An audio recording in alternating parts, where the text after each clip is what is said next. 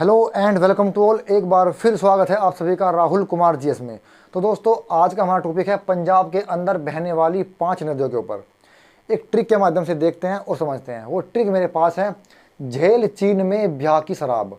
झेल चीन में ब्याह की शराब, तो ये ट्रिक है। तो चलिए देखते हैं और इस ट्रिक को ओपन करते हैं। चलिए शुरुआत करते हैं।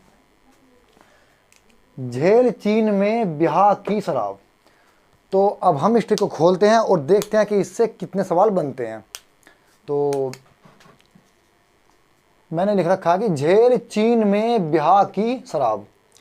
इस झेल से हमें याद करना है झेलम को। झेल से हमें याद करना है झेलम को। क्लियर है? चलिए, इस चीन से हमें याद करना है चिनाव को। इस चीन से हमें याद करना है चिनाव को। इसके बाद नंबर आता है ब्याह का। ब्याह से हमें याद करना है व्यास नदी को। इस ब्याह से हमें याद करना है व्यास नदी को। ये दोनों आपस में मिलते जुलते शब्द है। ठीक है, आपको सिर्फ थोड़ा सा याद करना है।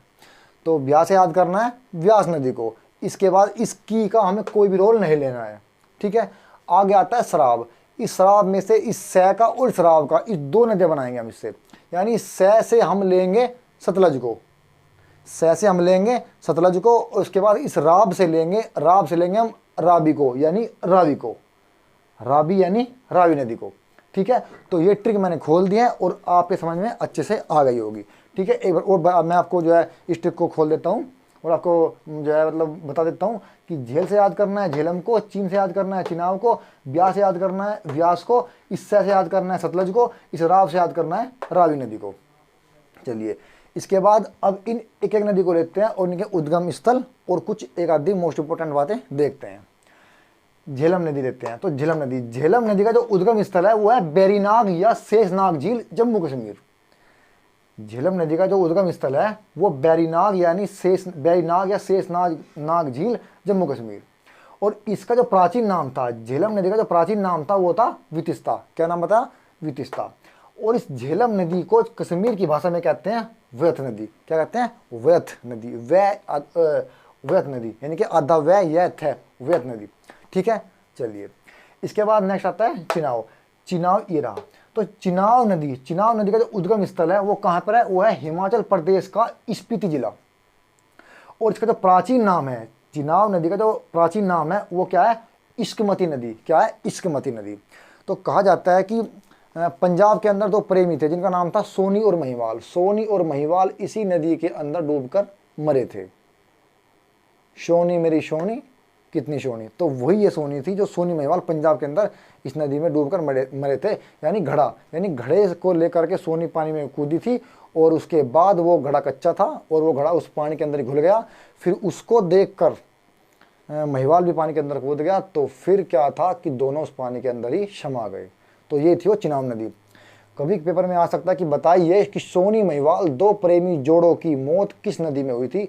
तो पंजाब के अंदर बहने वाली एक नदी है जिसका नाम है चिनाव नदी।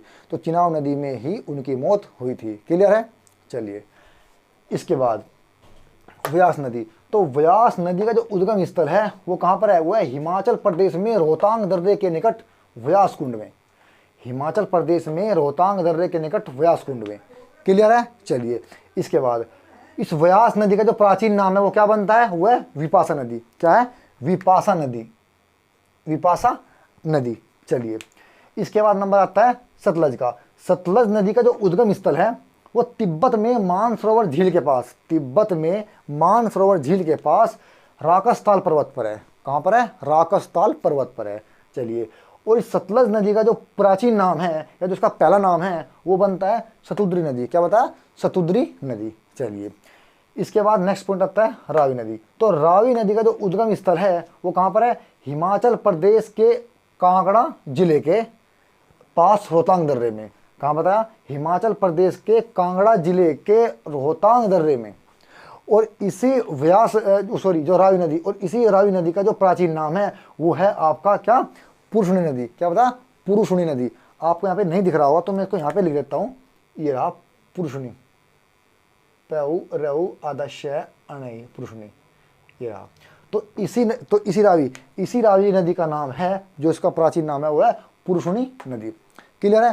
तो दोस्तों, ये था वो आज का टॉपिक, जो एक शॉर्ट ट्रिक के माध्यम से पंजाब के अंदर बहने वाली 5 नदियों को मैंने एक शॉर्ट माध्यम से बताया है। आपको ये ट्रिक जैसी भी लगी हो आप हमें कमेंट कर सकते हैं। आज के लिए इतने काफ़ी। Thank you.